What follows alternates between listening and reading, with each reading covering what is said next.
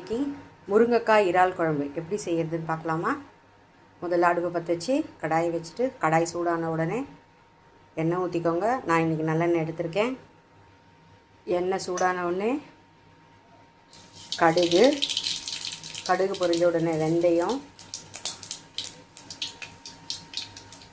ஒரு வெங்காயம் கட் பண்ணி போட்டுக்கோங்க.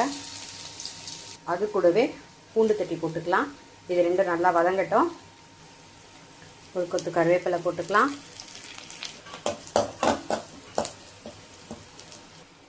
வெங்காயம் வதங்கினோடனே ஒரு தக்காளி போட்டுக்கலாம்.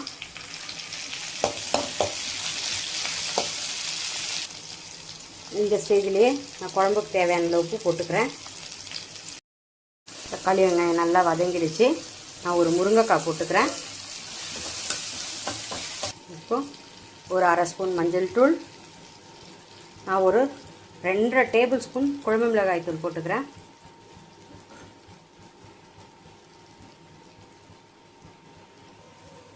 இப்போது இதில் நம்ம தண்ணி ஊற்றி கொதிக்க வைக்கலாம். காய் வேகணும் இல்லையா, அதனால் கொதிக்கட்டும்.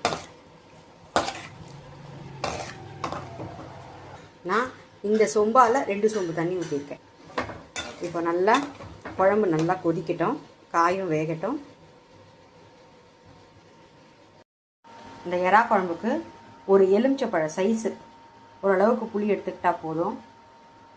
இப்போது இறால் குழம்பு நல்லா கொதிச்சிடுச்சு.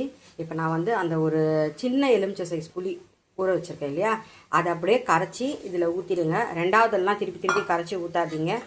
புளி கொஞ்சமாக ஊற்றினாலே போதும்.